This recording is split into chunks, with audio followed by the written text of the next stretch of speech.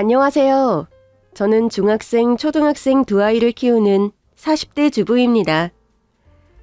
아들만 셋인 집안에 장남과 결혼해서 맏며느리로 10여 년을 살아왔네요. 예나 지금이나 맏며느리로 산다는 게 쉽지 않다는 건 겪어보신 분들이라면 아실 거예요. 저도 장남이랑 결혼하면서 고생스러울 걸 예상하지 못했던 것도 아니었는데 막상 겪어보니 정말 어려운 게 많더라고요. 맞이로서 책임지고 해야 할 일도 많고 시부모님 모시고 챙기는 것도 늘 걱정이었죠. 하지만 제가 가장 힘들었던 건 시집살이도 시댁 대소사도 시부모님도 아닌 제 밑에 두 동서였습니다.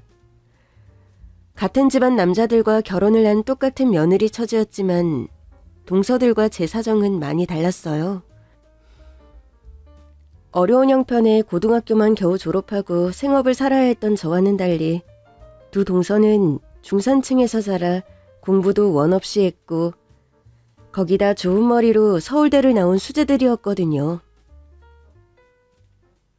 두 동서는 서울대 영문과 선후배 사이로 원래부터 알고 지내던 사이였는데 둘째 시동생과 먼저 연애를 시작했던 큰 동서의 소개로 막내 시동생과 막내 동서가 만나 결혼을 하게 되었죠.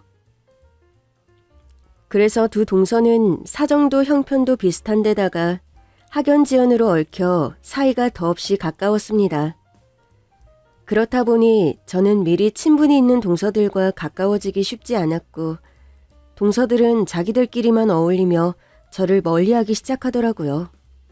거기다 똘똘 뭉쳐다니는 동서들은 자기들은 서울대 나와서 대형 출판사에 영어학원 다니며 잘 나가는데 저는 고졸에 중소기업 다니다 보니 수준이 안 맞다 싶은지 언젠가부터 대놓고 저를 무시하는 게 눈에 보였어요. 둘이 영문학과 선후배 출신이라고 제 앞에서 일부러 둘이서 영어로 대화를 하며 제 욕을 하는 겁니다. 영어로 하면 제가 못 알아들을 줄 알고 그러나 본데 저도 전부 알아듣지는 못해도 사람이 자기 욕하는 걸 모를 리는 없잖아요. 그래서 왜 사람을 앞에 두고 욕을 하냐고 그러면 둘이 입을 맞춰서 아니라며 잡아떼버리는 거예요. 제가 욕하는 걸 분명 들었다고 해도 제 얘기가 아니라 자기들 아는 다른 사람들이라 핑계대면서 말이에요. 사람을 얼마나 우습게 보면 그런 짓을 하는지 너무 황당하고 기분이 상했지만 아니라고 하는 걸 계속 따져묻기도 유치하다 싶어서 그냥 넘어갈 수밖에 없었어요. 그래도 제가 한 집안의 맏며느리이고 손윗사람인데 어린 동서들에게 일일이 따져가며 유치하게 굴 수는 없었으니까요. 하지만 동서들은 저만 무시한 게 아니었어요. 동서들 보기에는 자식 셋 키우며 묵묵히 고생해오신 시부모님도 우스워 보였던 건지 은근히 시댁을 무시하는 게 보였습니다. 저한테 하는 것처럼 앞에서 욕을 하고 비웃고 그런 건 아니었지만 시부모님 말씀에 따박따박 대들고 뭐 하나 시키는 대로 하는 것 없이 시부모님 알기를 아주 우습게 알더라고요.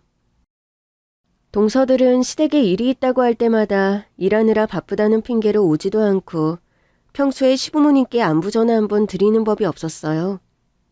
시부모님 생신 때는 돈 몇 푼 쥐어드리면 자식돌이 다 했다 생각하는지 저는 동서들이 시집와서 여태 시부모님께 잘하는 꼴을 본 적이 없었어요. 결혼할 때에도 기대만큼 지원 못 받았다고 불평하더니 아무래도 받을 것 없는 시댁에 잘할 필요도 없다는 거였죠.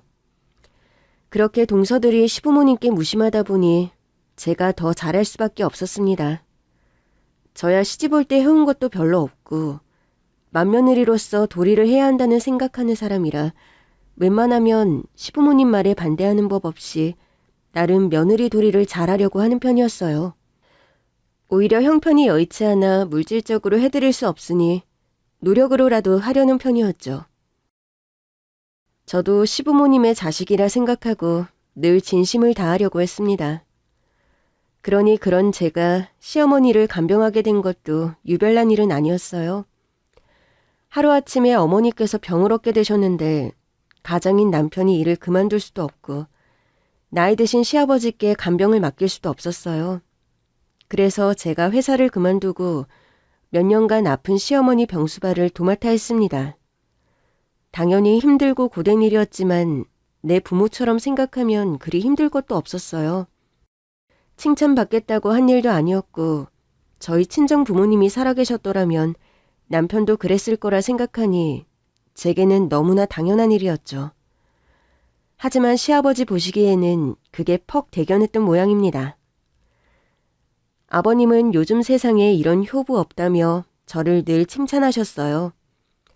자식들도 못하는 일을 며느리가 한다며 미안해하고 고마워하셨죠. 그럴 때마다 저는 괜히 쑥스럽기도 하고 당연한 일로 칭찬받는 게 민망해서 괜찮다고만 하고 말았어요. 저는 당연한 자식 도리라 생각했는데 동서들은 받을 것도 없는 시댁에 뭐하러 그리 잘하느냐며 오히려 저를 바보 취급하더라고요. 그런데 어느 날 아버님께서 자식들을 다 불러 모아놓고는 제게 수표를 주시는 겁니다.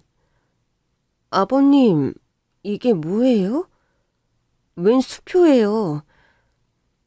거기 뭐라고 써있는지 보이냐? 거기 0이 몇 개인지 한번 봐봐라.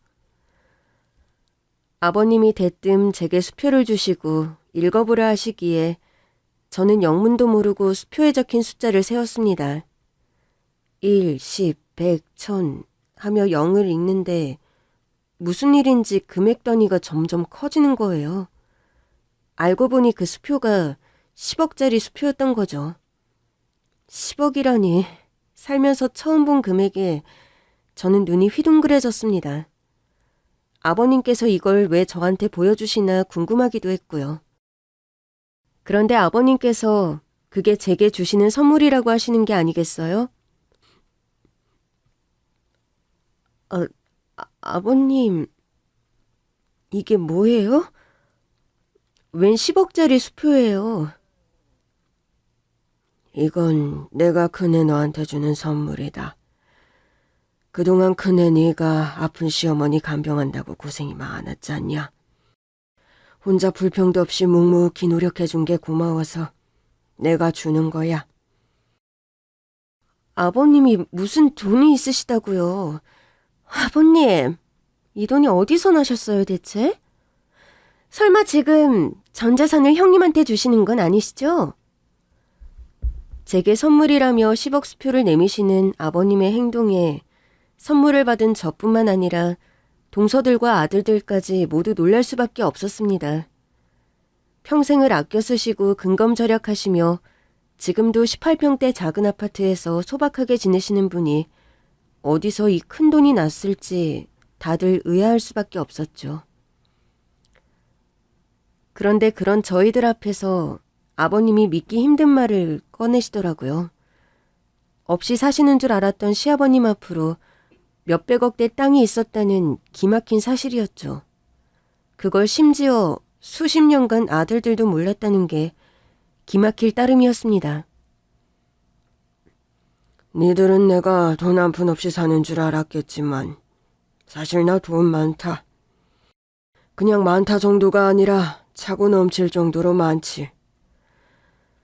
내가 젊어서부터 돈이 생길 때마다 일산이랑 파주에 땅을 샀었거든. 그때는 그 땅들이 전부 논밭이라고 얼마 안 할 때였지만 지금은 거기가 얼만지 니들도 모르지 않겠지. 그래서 내가 덕분에 재산이 꽤나 있다. 아마 다 팔면 몇백억 할 텐데 이거야 니들이 자세히 할 건 없고 아무튼 그런 나한테 이 10억이 그리 큰 돈은 아니라는 거다. 그래서 이 수표는 내가 큰 며느리한테 용돈 주는 거야. 아버님, 그럼 돈이 그렇게 많으셨는데 여태 없는 척 하셨다는 거예요? 저희 결혼할 때도 돈 없다고 작은 아파트로 만족하라고 하셨잖아요. 니들이 나한테 뭐 맡겨놨냐? 그렇다고 내가 니들 결혼할 때 안 보태준 것도 아니고 신혼부부 둘이 적당히 살만한 집 얻어줬으면 됐지. 여태 그게 불만이야. 내 돈을 어떻게 쓰든 내가 알아서 할 일이지. 나는 자식들한테 해줄 만큼 해줬고 그렇다고 니들이 없이 사는 것도 아니고 지금도 돈 걱정 없이 잘 살고 있지 않아. 아버님, 그래도 이건 아니죠. 어떻게 돈이 있으신 걸 자식들한테까지 숨기셨어요?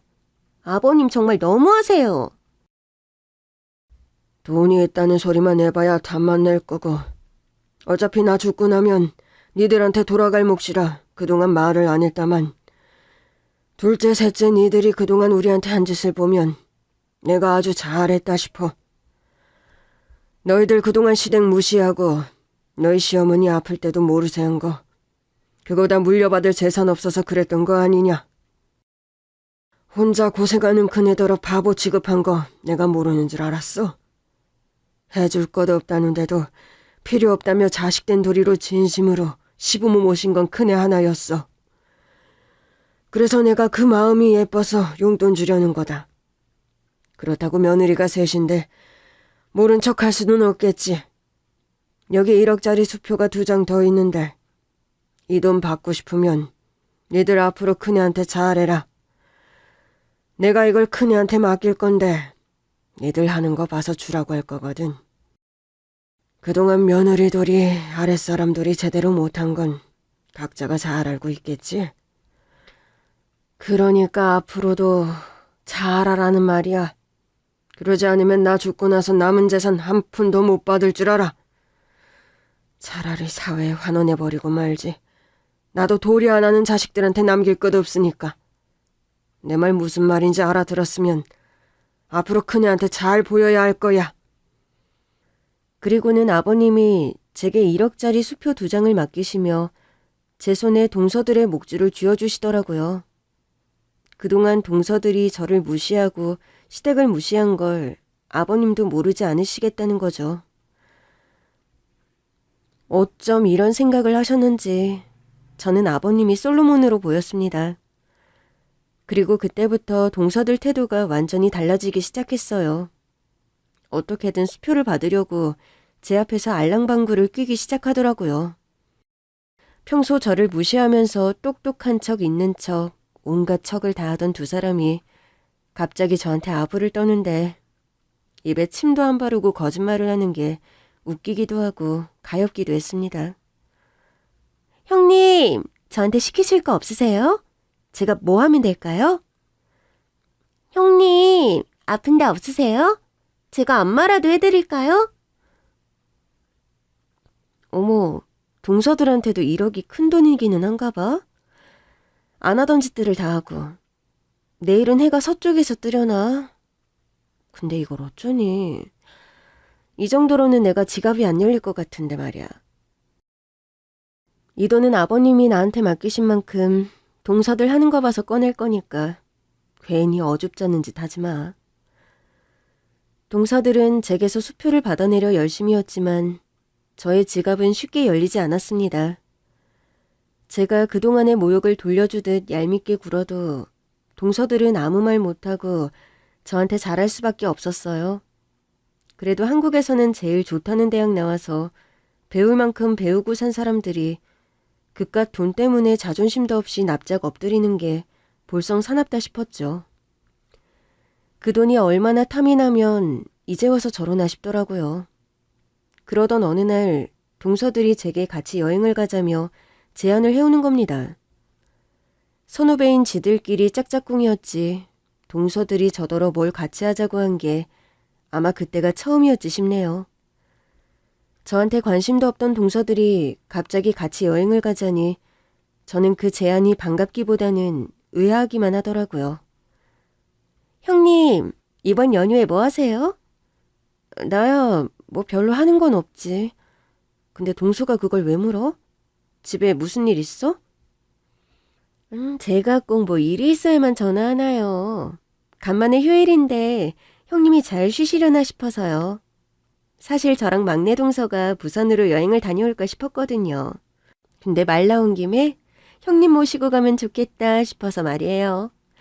형님 전에 부산 한번 가보고 싶다고 하셨었잖아요. 그래서 이참에 저희랑 같이 가시자고요. 아, 부산? 둘이 가기로 했던 걸 나도 같이 가자고? 그동안 일절 나한테 그런 소리 한 적 없던 사람들이 웬일이래? 웬일은요. 그동안은 일정이 안 맞고 그래서 그랬던 거고, 이제는 저희가 형님 열심히 모셔야죠. 안 그래도 형님 혼자 어머니 간병하느라 고생 많이 하셨잖아요. 그래서 그동안 제대로 쉬지도 못하셨을 텐데 싶어서요. 그러니까 이번에 저희랑 같이 여행 가세요. 운전이고 뭐고 저희들이 다 할 테니까 형님은 몸만 오시면 돼요. 가셔서 바다 구경도 하시고 회도 먹고 그러면 너무 좋지 않겠어요? 글쎄, 나도 여행이야 가고 싶지만 내가 없으면 식구들도 걱정이고 어머니는 또 누가 챙기나. 됐어. 나는 됐으니까 그냥 둘이 다녀와. 어머, 형님. 그렇다고 형님이 365일 어머님 돌볼 수는 없잖아요. 형님이 효부인 건 알지만 그래도 형님도 스스로를 챙기셔야죠. 김병에 장사 없다는데 그러다가 형님마저 잘못되시면 어떡해요? 애들이야 아주버님이 있으시니 됐고 어머님 간병이야 하루 정도 사람 부르면 되는 거죠. 설마 아버님이 그 정도 이해도 못하시겠어요? 형님이 기특하시다고 10억이나 쾌척하신 아버님이신데? 그러고 보니 아버님도 참 너무하시네요. 돈도 그렇게 많으시면 간병이 쓰시면 될걸. 괜히 자식만 고생시키시네요. 그런 소리 하지 마. 애초에 간병하겠다고 한 것도 나인데. 그리고 여태 무관심했던 동서가 그런 말하는 건 양심 없지 않아? 아니, 저는 그냥 형님이 고생이시라는 거죠. 아무튼 아마 말씀드리면 아버님이 먼저 형님 여행 다녀오시라 하실 테니 그건 너무 걱정하지 마세요. 그 문제는 제가 알아서 할 테니까 같이 가세요. 솔직히 저희 여자들 시집와서 맨날 식구들한테 치이고 어디 마음 편히 쉴 수나 있었어요? 이럴 때 가끔씩 식구들 떼어놓고 여행도 다녀오고 해야죠. 그래야 다시 힘내서 간병도 하고 살림도 하고 하시죠, 형님. 생전 안 그러던 동서들이 같이 여행을 가자고 말해준 게 무슨 의도일까 싶기는 했지만 그래도 여행이라는 말에 저도 내심 마음이 동했습니다. 생각해보니 최근 몇 년 사이 제가 식구들 없이 어디를 간 적이 있기는 한가 싶더라고요. 늘 아이들과 남편 챙기랴 바빴고 최근 몇 년간은 아픈 시어머니 모시느라 나들이 한번 가기도 어려웠으니까요. 그런 걸 생각하면 동서 말처럼 한 번씩 휴식을 가질 필요가 있기는 하겠다 싶었습니다. 웬일로 동서가 자처해서 시어머니 간병인까지 구해준다고 하니 저도 이참에 그냥 눈 딱 감고 여행을 가볼까 싶었네요. 그래도 혹시나 걱정이 되어 고민하던 차에 아버님이 직접 제게 여행을 다녀오라 하시는 겁니다. 동서가 뭐라 얘기했는지 몰라도 아버님을 제대로 설득했던 모양이었죠. 아버님이 그동안 제가 고생한 걸 알고 계셨기에 등 떠밀어 다녀오라고 해주시니 저도 그제서야 걱정을 덮어놓고 여행을 가기로 마음먹었습니다. 아이들도 남편이 챙기겠다고 하고 이런 기회가 언제 또 올까 싶어 저도 왠지 설레이더라고요. 그렇게 저는 자기들이 전부 준비할 테니 몸만 오라는 동서들의 말을 믿으며 동서들과 함께 부산으로 여행을 떠나게 되었습니다. 큰형님이 안 가시겠다 그러면 어쩌나 걱정했는데 같이 가신다니 정말 다행이에요. 왜 내가 안 가도 동서들끼리 가면 되는 거지. 내가 안 간다고 동서들한테 별일이나 있으려고. 형님이 꼭 가셔야죠. 이게 전부 형님 때문에 계획한 여행인데 형님이 빠지시면 안 되죠. 나 때문에? 왜 나 때문이야? 내가 안 가면 안 되는 이유라도 있어? 예? 그 작은 동서 말은 형님이랑 꼭 여행을 같이 가고 싶었다. 뭐 그런 말이죠. 그치? 그쵸. 그 말이에요. 형님이 같이 안 가시면 저희끼리 죄송스러워서 편히 놀지도 못하죠. 사실 저희들 이번에 많이 반성했거든요. 저희는 형님이 시어머니 간병한다고 했을 때도 뭐 그렇게 유난했을까? 뭐가 힘들까 싶었는데 아버님 말 듣고 형님이 그동안 고생을 많이 하셨구나. 이제 알았거든요. 맞아요. 형님이 혼자서 얼마나 고생을 하셨을지 저희가 미처 신경 못 써서 정말 죄송했어요. 그래서 그동안 도와드리지 못한 거 죄송해서 이제라도 저희가 형님한테 잘하려고요. 그러니까 형님도 저희가 그동안 서운하게 한 것만 생각하지 마시고 이제는 좀 좋게 봐주세요. 글쎄, 나는 아직도 동서들이 나한테 이러는 게 진심인지 잘 모르겠네. 아버님이 나한테 수표 맡기지만 않으셨더라도 동서들이 이랬을까? 어머, 형님, 무슨 그런 섭섭한 말씀을 하세요.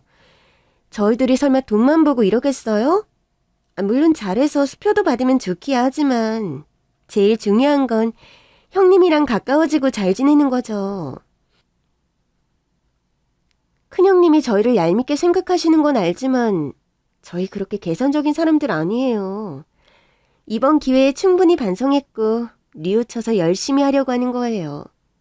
그리고 솔직히 저희가 그동안 가까워질 만한 계기가 별로 없었잖아요? 저나 둘째 형님은 같은 학교 출신이라 접점도 있고 친해질 수밖에 없었는데 큰형님이랑은 시댁아니면 자주 만나지도 못하고 뵐 일이 없었으니까요. 그러니까 여행하면서 친해져요, 형님. 글쎄, 동서들이 학연 지연으로 얽힌 거 내가 모르는 것도 아니고 그렇다고 며느리들 사이에 자매처럼 친하게 지내는 걸 바란 것도 아니었는데 그동안 그냥 서로 존중만 했어도 우리가 이렇게 남 같지는 않지 않았을까? 근데 동서들이 그동안 나한테 한 거 생각하면 나는 동서들이 아직도 영 불편하네. 형님, 그래도 그렇지 말씀을 참 섭섭하게 하시네요. 저희만 잘못했어요? 형님도 그닥 노력하신 것 없잖아요. 이것 보세요. 지금도 저희는 노력하고 있는데 형님이 자꾸 이러시네요. 동서 왜 그래? 형님은 섭섭하셔서 그러는 거지. 형님 입장에서는 아무래도 그러실 수 있죠. 저희가 손아래 사람으로서 먼저 다가가고 살갑게 잘했어야 하는데 말이에요. 저희가 둘 다 외동으로 자라서 싹싹한 게 없어서 그랬나 봐요. 충분히 반성하고 있고 이제라도 형님한테 잘하고 싶어서 그래요. 막내 동서는 형님이 그런 마음을 너무 몰라주시니까 섭섭해서 저러는 거고요. 그치, 동서? 그래, 동서들이 그렇게 말하니까 그렇게 믿어야지 뭐. 그렇다고 너무 아부하듯이 그러지 마. 별것도 아닌데 자꾸 그러면 오히려 가식 같지 않겠어? 어머, 저희는 진심이었어요, 형님. 좀 믿어주세요. 믿어주고는 싶지만 갑자기 그러기 쉽지 않다는 거지. 내가 그동안 동서들이랑 너무 내외해서 그런지 당한 게 있어서 그런지 그런 말들이 아직은 썩 진심으로 들리지 않아서 말이야. 동서들이 정말 진심이라면 언젠가 그 진심이 닿는 날이 오겠지. 아무튼 그때까지는 우리 서로 진정성 있게 잘들 해보자고. 그렇다고 나도 동서들한테 너무하다는 소리 듣고 싶지도 않고 동서들이 진심이라면 나도 잘해볼 생각이 있으니까 말이야. 이번 여행도 동서들이랑 잘해보고 싶어서 온 거야.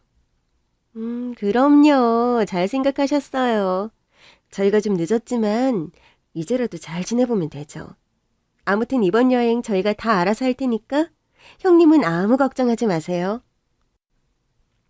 동서들의 말이 정말 진심인 건지 아니면 제게 잘 보여 수표를 받아내려는 가식뿐인 건지 모르겠지만 저는 아버님의 생각처럼 동서들에게 기회를 줘보고 싶었습니다.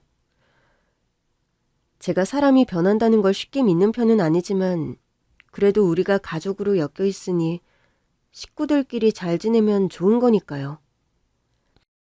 그리고 동서들도 배울 만큼 배운 사람들이니 어쩌면 동서들은 진심으로 변할 수도 있지 않을까 그런 기대를 했었죠. 설령 돈 때문에 노력한다고 한들 그런 노력이라도 해주면 좋겠다 싶었거든요. 그래서 저는 동서들을 어떻게든 믿어보고 싶었습니다. 하지만 그런 저의 다짐은 반나절도 되지 않아 사라져버리고 말았네요. 처음 여행길의 시작은 아주 기분이 좋았습니다. 정말 몸만 오라던 말처럼 동서들은 알아서들 차를 빌리고 저를 렌트카 뒷좌석에 태우고 각자 운전과 허드렛 일을 도맡아 하며 시종일관 저를 챙겨주더라고요. 휴게소에 도착해서도 저더러는 앉아있으라며 음식들을 사다 주고 뒷자리에 타 있느라 힘들지 않았느냐며 물어오는데 그 말이 진심이던 아니던 동서들이 저를 챙겨주고 관심을 가져준다는 것 자체가 고맙고 기특했습니다. 그래서 저도 그런 동서들의 노력에 보답하려 점점 마음을 열어가고 있었죠. 그렇게 극진히 저를 챙겨주는 동서들 덕분에 부산에 도착해서 바닷가 구경도 하고 사진도 찍으며 즐거운 시간들을 보냈어요. 그동안 늘 가족들을 챙기기만 했던 제가 가족들 없이 누군가의 챙김을 받으면서 이런 해방감을 얼마만에 느껴보는 건지 짜릿하고 행복하더라고요. 저처럼 식구들 없어서 좋다며 즐거워하는 동서들을 보며 시집 와서 처음으로 며느리들 간의 유대감까지 느낄 수 있었고 그제서야 저도 동서들을 경계하는 마음을 허물고 마음속으로는 동서들에게 1억짜리 수표들을 나눠주고 앞으로 잘 지내보려는 생각까지 하고 있었습니다. 하지만 저녁이 되어 식당으로 들어가서부터 동서들의 행동이 뭔가 수상해 보이기 시작했어요. 겉으로는 둘 다 웃고만 있어 별다른 의심이 들 만한 상황이 아니었지만 여자의 촉이었는지 뭔지 뭔가 제게 경고를 하는 듯한 기분이 들더라고요. 그러던 중 동서들이 제게 자꾸만 술을 권하는 겁니다. 평소 제가 술을 못해서 술은 입에도 대지 않는다는 것 정도는 동서들도 잘 알 텐데 자꾸 술을 먹자고 하더라고요. 심지어 제가 마시지 않겠다고 하자 숙소까지 운전을 해야 할 큰 동서마저도 술을 마시겠다며 저더러 분위기 깨지 말라는 말을 하고 말입니다. 에이, 큰형님, 그러지 말고 딱 한 잔만 하세요. 나 술 잘 못하는 거 알잖아. 한 잔만 마셔도 얼굴 빨개지고 취해서 안 돼. 그래도 회 먹으면서 술 안 마시는 게 말이나 되나요? 저희끼리 여기까지 온 것도 다 기념이고 추억인데 이럴 때 술 한 잔씩들 나누면 좋잖아요. 아무리 못하셔도 조금은 드셔보세요. 그리고 이거 도수도 되게 낮은 거라 괜찮아요. 도수랑 상관없이 내가 술을 너무 못해서 그래. 나는 그냥 음료수 마실 테니까 술은 동서만 마셔. 그리고 어차피 큰 동서도 운전해야 해서 술 못 마시지 않아? 운전이야 대리 부르면 그만이고 오늘은 날이 날이니만큼 술 한잔 해야죠. 그러니까 형님도 빼지 말고 같이 하세요. 이런 분위기에 형님만 안 드시면 분위기 다 죽어요. 나 정말 안 된다니까 왜들 이래. 그냥 동서들끼리 마셔. 형님, 정말 이러실 거예요? 술이 한두 잔 들어가야 마음도 풀어지고 가까워지고 그러는 거죠. 저희는 다 서로 위해서 그러는 건데 형님은 매번 안 된다 싫다 그런 소리만 하시니까 저희도 좀 그렇네요. 꼭 술 마시고 취해야 가까워질 수 있는 거야? 나는 오히려 술 기운에 가까워지는 게 더 싫을 것 같은데. 나는 맨정신으로도 잘 놀 수 있으니까 술은 그냥 동서들끼리 해. 여기서 더 강요하면 오히려 나 동서들이랑 더 멀어질 것 같네.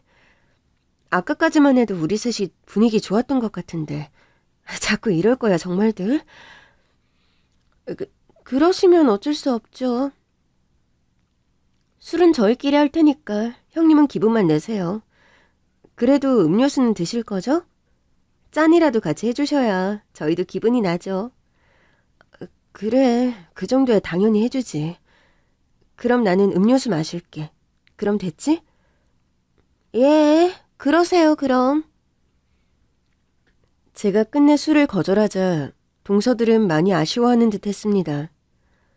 그때까지만 해도 저는 동서들이 그저 술자리 분위기가 나지 않아 아쉬워하는 거라고 생각했어요. 그런데 술을 시키고 나니 정작 술을 먹자던 동서들의 술잔이 비워질 기미가 보이지 않는 겁니다. 저야말로 괜히 분위기 깨기 싫어 기분이라도 내려고 소주잔에 음료수를 담아 마시는데 동서들은 술잔만 부딪히고 술은 몇 모금 마시지 않는 거였어요. 그게 아무래도 이상했던 저는 왠지 모를 불안감에 더 곤두서 있을 수밖에 없었어요. 그런데 한창 대화 중에 작은 동서가 제 수표에 대해 묻더라고요. 형님, 근데 그때 아버님께 받으신 그 수표요. 그거 어쩌셨어요? 왜? 그때 수표 못 받아서 아쉬워 동서? 그냥 궁금해서 물어보는 거예요. 저번에 형님이 그냥 지갑에 넣으셨잖아요. 근데 그 큰 수표 들고 다니시나 해서요. 아유, 동서는 뭘 그런 걸 물어봐. 형님이 어련히 알아서 하시겠지. 동서가 자꾸 그런 거에 관심 두고 그러니까 형님이 우리를 더 못 믿어하시는 거 아니야. 수표는 내가 잘 가지고 있으니까 걱정 마.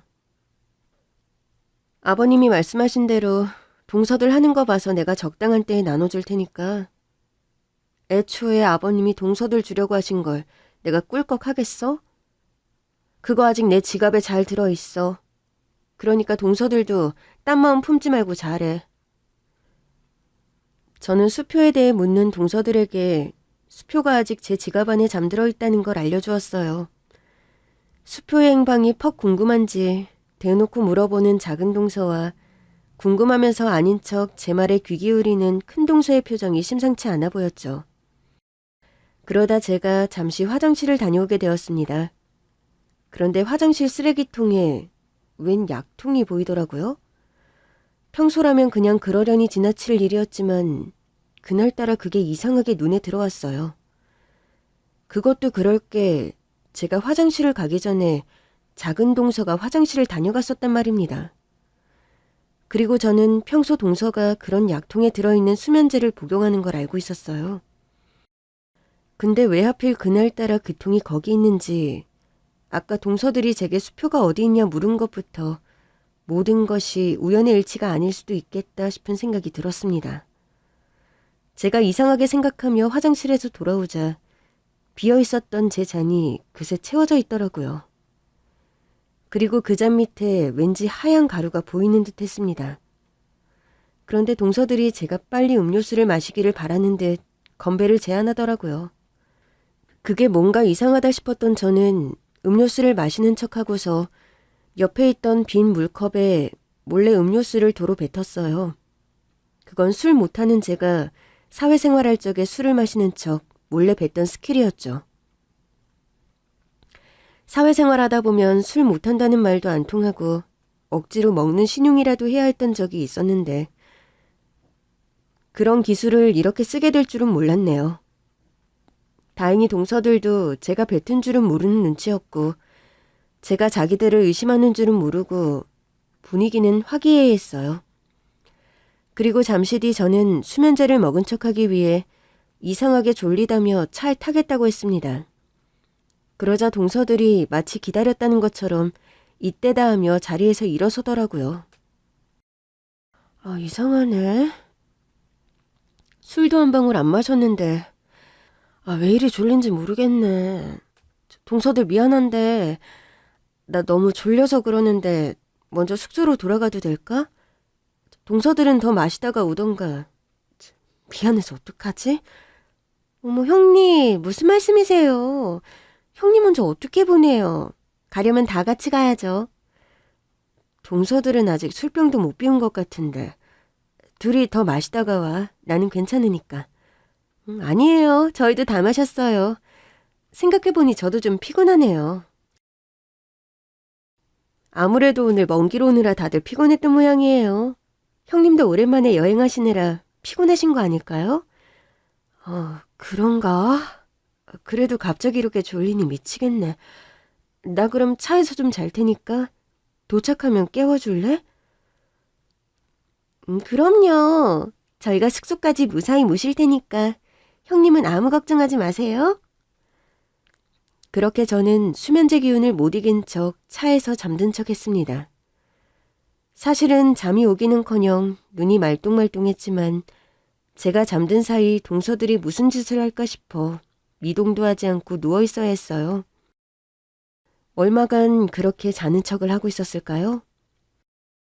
제가 푹 잠들었다는 걸 확인한 동서들이 둘이서 속닥거리며 뭔가 작당모의를 하는 듯한 모습을 보게 되었어요. 제가 확실히 잠들었냐며 둘이서 번갈아가며 확인을 하는데 순간 소름이 끼치더라고요. 대체 뭘 하려고 그러나 싶어 실눈을 뜨고 지켜보고 있으니 세상에 동서들이 제 가방에서 지갑을 꺼내서는 뭔가를 꺼내가는 게 아니겠어요? 아까부터 제 수표가 어디에 있는지 궁금해하더니 결국 제게 수면제를 먹여 잠들게 하고서 수표를 훔쳐갈 작정이었던 모양입니다. 어떻게 다 큰 어른들이 남의 지갑에 손을 대는지 기가 막히고 황당했지만 저는 그 모습을 잠자코 지켜만 보고 있었어요. 마음 같아서는 두 동서의 머리채라도 휘어잡고 싶었지만 제가 화내서 끝낼 일이 아니겠다 싶더라고요. 거기다 제게 수면제까지 먹이려 했던 동서들이 저한테 무슨 짓을 할지도 모르는 일이었고요. 그래서 저는 동서들이 수표를 가져가는 것을 그냥 둔 채 차가 숙소에 도착하기를 기다렸고 차가 멈춰서자마자 차에서 뛰어내렸습니다. 형님, 뭐 하시는 거예요? 갑자기 왜 그러세요? 나 몸이 너무 안 좋아. 집에 가봐야겠어. 차에서 뛰어내린 저는 저를 붙잡는 동서들을 뒤로 한 채 몸이 안 좋다며 택시를 잡아 집으로 돌아갔어요. 부산에서 집까지 택시비만 수십만 원이 들었지만 신변의 위협을 느꼈던 저는 동서들과 잠시라도 더 같이 있을 수가 없었네요. 그렇게 제가 혼자 돌아가는 동안 동서들이 저를 걱정하는 척하며 몇 번 전화를 해왔고 저는 그냥 속이 이상하다 핑계를 대며 수표에 대해서는 일절 얘기하지 않았어요. 다행히 무사히 집에 도착한 저는 곧바로 시아버지를 찾아 수표를 잃어버렸다 말씀드렸습니다. 여행지에서 수표를 잃어버린 것 같다고 말씀드렸더니 아버님이 별 말씀 없이 바로 분실신고를 하시더라고요. 수표라 다행히 분실신고되자마자 지급정지가 되었고 1억짜리 수표는 이제 그냥 종이 쪼가리나 다름이 없어졌죠. 그러니 동서들이 그 사이에 수표를 쓰려고 해도 쓸 수 없었던 겁니다. 그리고 그 사이 저는 집에 도착했을 동서들을 시댁으로 바로 불러냈습니다. 동서들은 부산에서 하루 묵고 아침에서야 출발했을 테니 그 사이 수표를 쓸 만한 시간은 없었을 테죠. 그렇게 수표가 무용지물이 되는 동안 그 소식을 모르는 동서들이 시댁에 도착했습니다. 형님, 어제 그렇게 갑자기 가버리시더니 갑자기 무슨 일로 부르셨어요?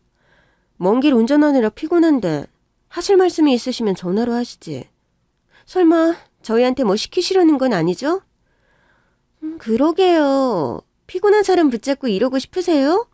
왜 사람 귀찮게 오라가라 하세요? 그동안 수표 때문에 제 비위 맞춘다며 온갖 아양을 떨던 동서들이 하루 만에 태도가 바뀌어 예전처럼 무례하게 굴더라고요.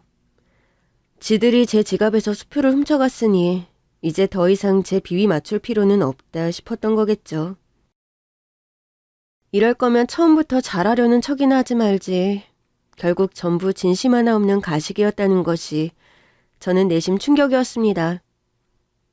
동서들이 얄밉기는 했어도 이렇게 무모하고 생각이 없을 줄은 몰랐거든요.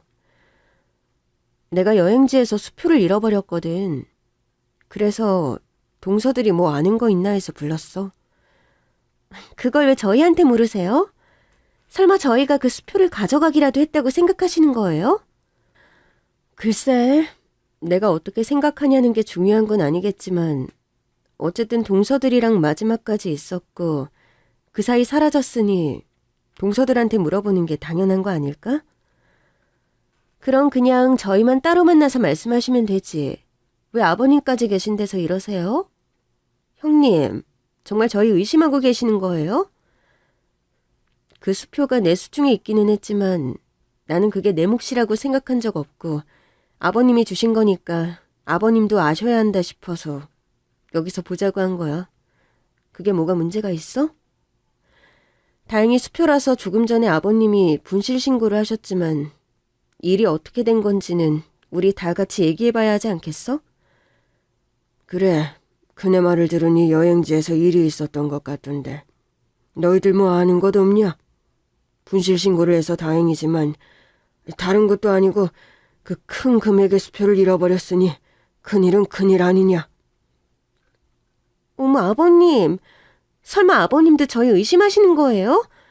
저희는 아무 관련 없어요. 저희는 여행지에서 그 수표 본 적도 없는데요? 맞아요. 저는 오히려 형님이 더 이상하네요. 애초에 여행 가는데 그런 걸 가지고 다니는 사람이 어디 있어요? 수표를 뭐하러 지갑에 넣어서 가져오셨는지 모르겠지만 잃어버린 건 형님 실수죠. 그러게 다 큰 어른이 그런 중요한 것도 제대로 안 챙기고 뭐 하셨어요? 그래서 동서들은 지금 잃어버린 내 탓이다 이거야? 동서들도 그때 하루 종일 같이 있어서 알겠지만 나 가방 그냥 두고 다닌 적 없고 애초에 지갑을 어디 꺼내둔 적도 없었어. 그날도 술 한 모금도 안 마셨고 그 전까지는 분명 수표가 지갑 안에 고이 잘 있었다고. 안 그래도 동서들이 술자리에서 수표가 어디 있느냐 궁금해하길래 나도 그때 확인할 겸 지갑을 열어서 확인했거든. 근데 그때까지 멀쩡하게 잘했던 수표가 그 후에 바로 없어졌는데 그게 정말 내 탓이라는 거야? 수표가 언제 없어졌는지 저희는 모르겠고요. 어쨌든 형님 수중에 있다가 잃어버리셨으니 형님 잘못이겠죠. 그리고 형님은 어젯밤에 갑자기 먼저 올라가 버리셨잖아요. 그 사이에 없어진 건지 택시에 흘린 건지 모르는 건데 저희가 같이 있었다고 범인으로 의심받는 게 더 황당한 일 아닌가요? 솔직히 너무 기분 나쁘네요.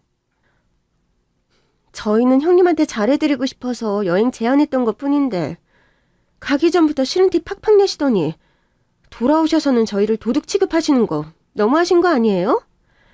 그러니까 말이에요. 여행지에서도 저희가 운전하고 수발 들고 별짓 다 했는데 그냥 기분 좋게 여행 갔다가 이게 뭔 일이래요?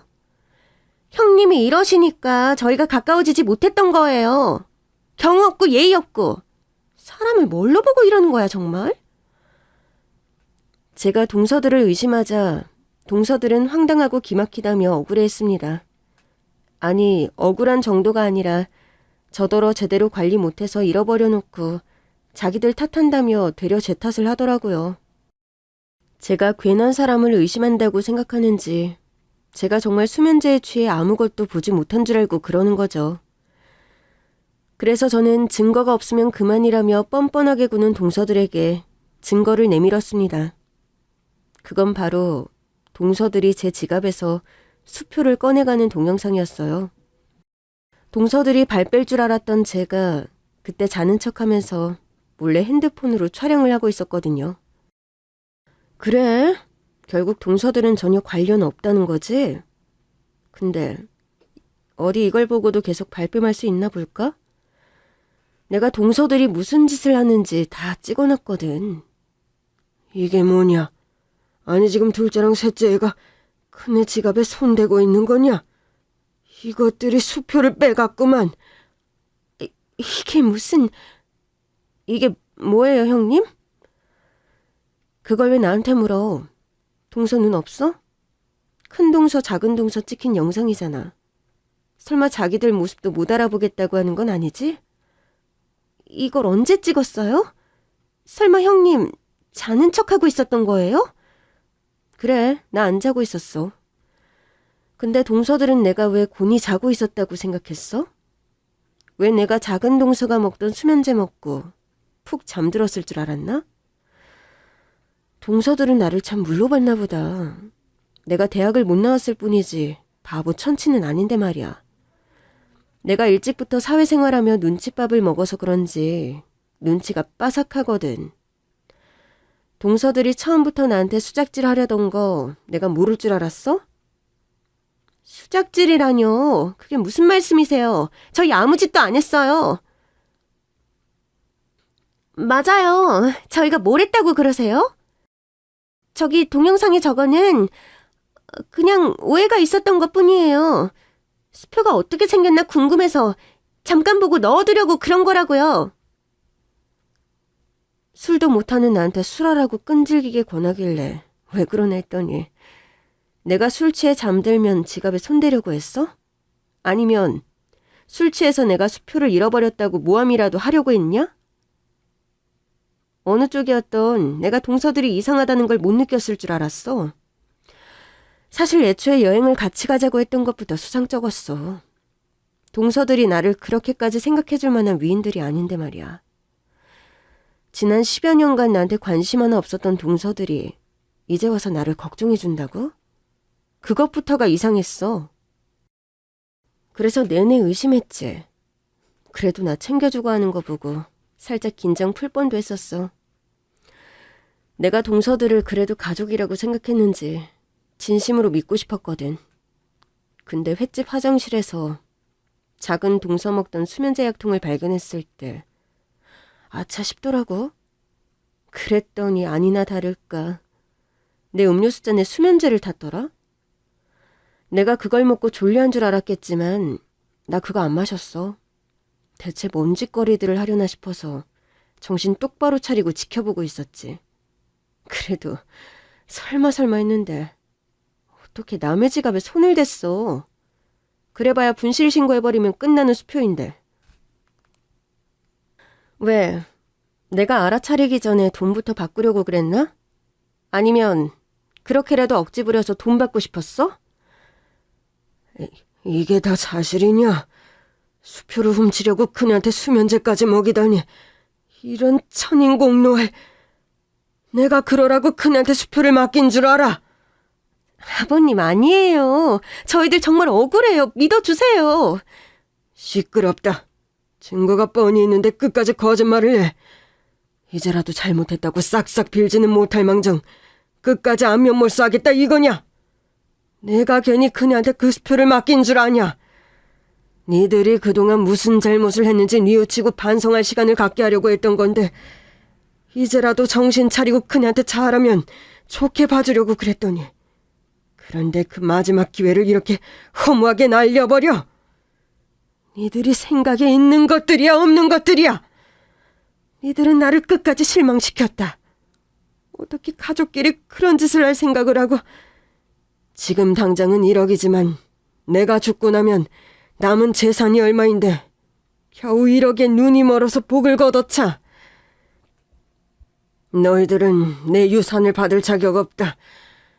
모든 상속은 그녀한테만 할 거니까. 너희들은 앞으로 나한테서 10원 한 장 받아갈 생각하지 마. 아버님, 잘못했어요. 한 번만 더 기회를 주세요. 네? 아버님, 그래도 이건 아니죠. 자식이 셋인데 어떻게 형님네만 몰아주세요? 이건 말도 안 돼요, 아버님. 시끄럽다. 내가 그렇게 기회를 줬건만 결국 마지막 기회를 걷어찬 건 얘들이야. 그러게 작은 것에 욕심낼 게 아니라 정신을 차렸어야지.